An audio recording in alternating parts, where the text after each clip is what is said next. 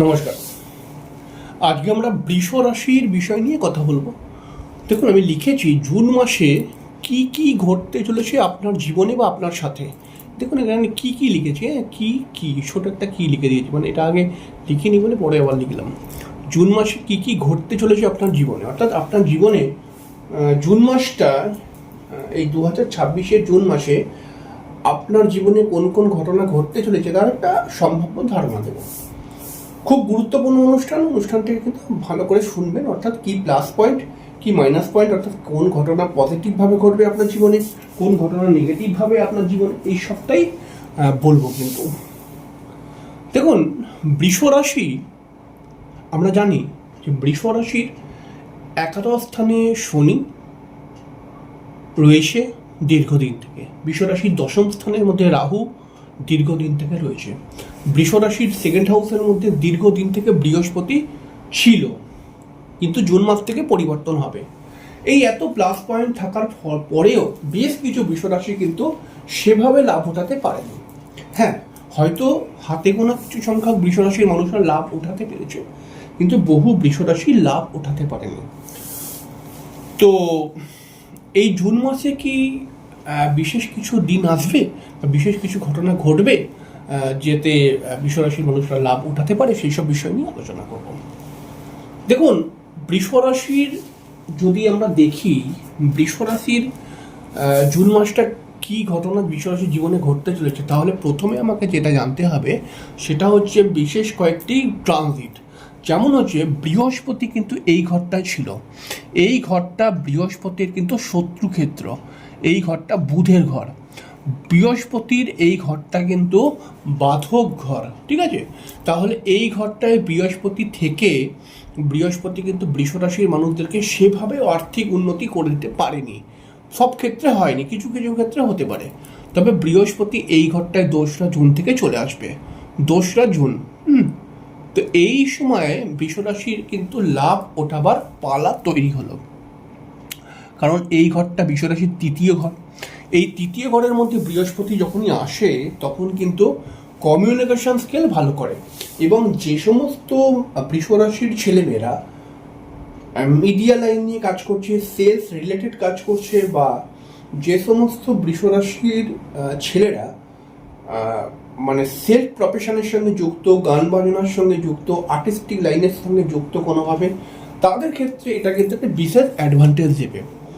এক, দ্বিতীয় নম্বর কথা, বৃষ রাশির ভাই বোনদের সাথে যদি কোনো মনোমালিন্য থেকে থাকে, তাহলে সেটা কিন্তু এই জুন মাস থেকে বৃহস্পতি একটা বৃষ রাশির মানুষদেরকে সুযোগ দেবে সেই সমস্যা বা ঝগড়া অশান্তি যাই আর থাকুক না কেন ভাই বোনের সাথে, সেটা যেন আস্তে আস্তে নিজেরাই ঠিক করে নেয়। আচ্ছা, এর সঙ্গে সঙ্গে কি দেবে?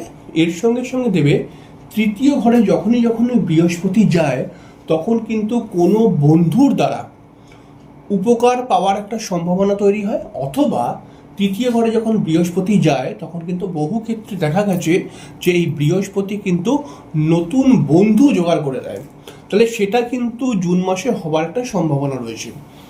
আচ্ছা, এরপরে কি হবে? এরপরে আর একটা সব থেকে প্লাস পয়েন্ট তৈরি হবে, সেটা হচ্ছে কি, বৃহস্পতি কিন্তু এইখান থেকে এই ঘরটায় দেখবে, সপ্তম স্থানকে দেখবে বৃষরাশির। এর ফলে কিছু বৃষরাশির ক্ষেত্রে বিবাহের যোগ তৈরি করবে, আবার কিছু কিছু বৃষরাশির ক্ষেত্রে কিন্তু প্রেমের সম্ভাবনাও অনেক ক্ষেত্রে বৃদ্ধি করিয়ে দেবে।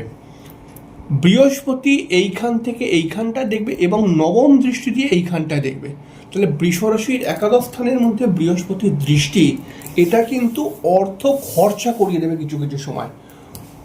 হ্যাঁ, আপনি বলবেন কি বৃহস্পতির একাদশ স্থানের দৃষ্টি, এটা তো অর্থ ইনকামের জায়গা তৈরি করবে।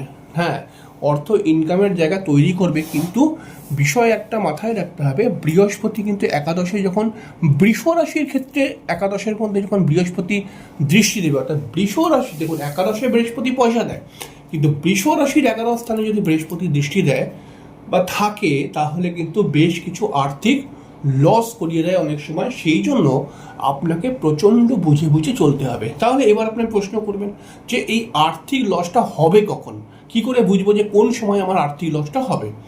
তো এটা হচ্ছে সহজ কথা, যে আর্থিক লসটা তখন হবে যখন বৃষ রাশির অধিপতিটা জন্মছকে কমজোর হয়ে থাকবে। যেমন বৃষ রাশির অধিপতি গ্রহ হচ্ছে শুক্র।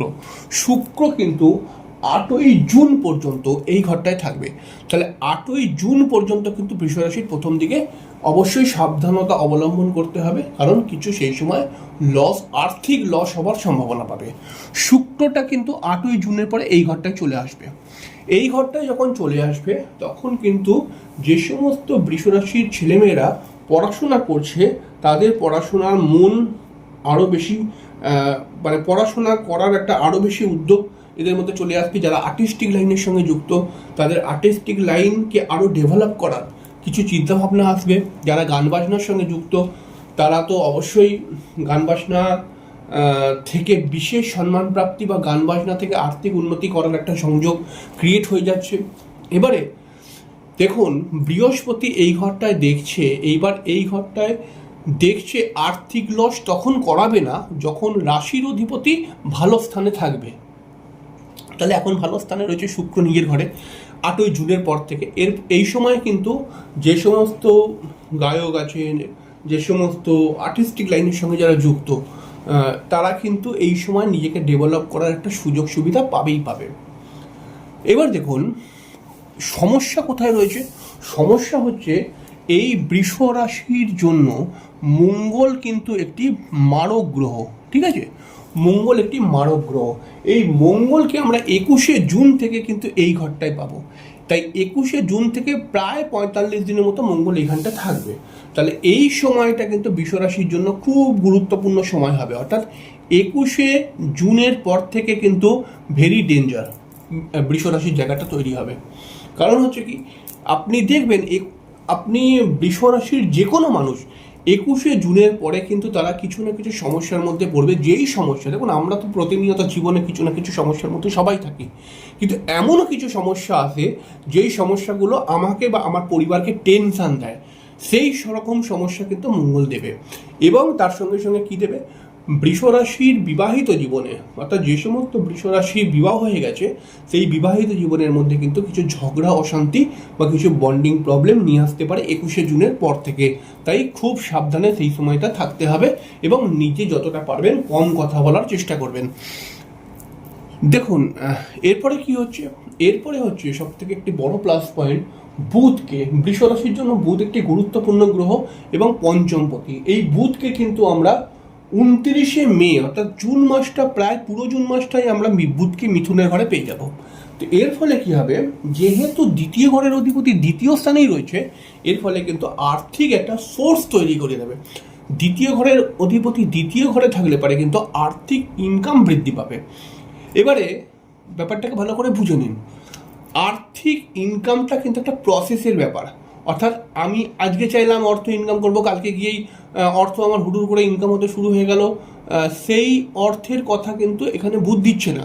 বুধ বলছে কি, বুধ দ্বিতীয় ঘরের অধিপতি যখন দ্বিতীয় আসে তখন বুধ বলছে যে হঠাৎ অর্থ উপার্জন করো না, অর্থ উপার্জন করার জন্য একটা ভালো জায়গাকে মজবুত করো।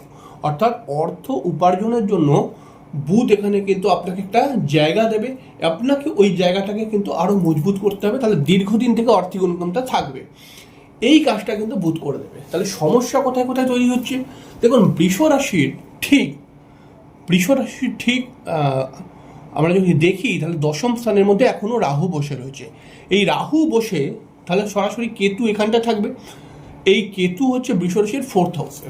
তাহলে 4th হাউসের অধিপতি কিন্তু সাধারণভাবে আমি দেখতে পাচ্ছি যে 4th হাউসের অধিপতি কিন্তু 15ই জুন থেকে বৃষর ঘরেই ঢুকে যাবে, বৃষর ঘরেই ঢুকবে রবিটা 15ই জুনের পর থেকে। তাহলে 15ই জুনের পর থেকে এই রবি যদি এখন শুক্রের ঘরে ঢুকে তাহলে রবি কিন্তু পীড়িত হয়ে যায়, ঠিক আছে? তাহলে এমনি অলরেডি 4th ঘরে কেতু বসে রয়েছে। তাহলে এবারে আপনি দেখবেন যে 15ই জুনের পর থেকে কিন্তু বৃষ রাশির পারিবারিক কোনো অশান্তি অথবা কোনো বন্ধু বান্ধবের সঙ্গে মনোমালিন্য আসবে, একটা সমস্যা তৈরি হবে। এই জায়গাটা কিন্তু আপনাকে খুব ধৈর্য রাখতে হবে, সংযম রাখতে হবে। কারণ যেহেতু মঙ্গল এখানে 21শে জুন অবধি, মঙ্গল হচ্ছে কি বললাম 21শে জুন অবধি মঙ্গলটা এইখানটা চলে আসছে 21শে জুনের পরে। তাই না? তাহলে পরে এমনি দেখুন, মঙ্গল যদি একটা বৃষরাশির একটা যে কোনো সাইডে থাকে না, তবুও কিন্তু বৃষরাশির মাঝে মধ্যে মাথা গরম হয়, এরকম দেখা গেছে। তো বৃষরাশি এমনিই মাথা গরম বৃষরাশির কিন্তু মাঝে মধ্যেই দেখা যায়। এবং চতুর্থ ঘরে কেতু বসে রয়েছে, এর ফলে কিন্তু পরিবারের কোনো অশান্তি, পরিবারের মেম্বারদের মধ্যে কোনো বাদ বিতর্কতা, মায়ের হঠাৎ শরীর স্বাস্থ্য খারাপ হয়ে যাওয়া, এগুলো কিন্তু তৈরি করতে পারে জুন মাসে। তাই আপনাকে খুব বুদ্ধি করে এখানে কিন্তু আপনাকে সিদ্ধান্ত নিতে হবে জুন মাসে, বিশেষ করে 15 তারিখের পর থেকে। এবার একটা কথা মাথায় রাখতে হবে যে বৃষ রাশির যেহেতু বৃহস্পতি এই ঘরটায় বসে রয়েছে, এই ঘরটায় বসে রেখে বৃহস্পতির একটা গুণ রয়েছে। এই গুণটা আমি যখন ক্লাস করাই তখন বলি যে বৃহস্পতি যেই স্থানে বসে থাকবে, সেই স্থানে বসে সেই ঘরটার চতুর্থ ঘরটাকে বৃহস্পতি কিন্তু আরও সুন্দর বা আরও পজিটিভ করে দেবে। তাহলে বৃহস্পতি কোথায় রয়েছে? তৃতীয় স্থানে। তাহলে তৃতীয় স্থান থেকে চতুর্থ দৃষ্টি এখানে মানে দৃষ্টি নয়, চতুর্থ ঘরটি প্রভাবিত হয়ে যাবে।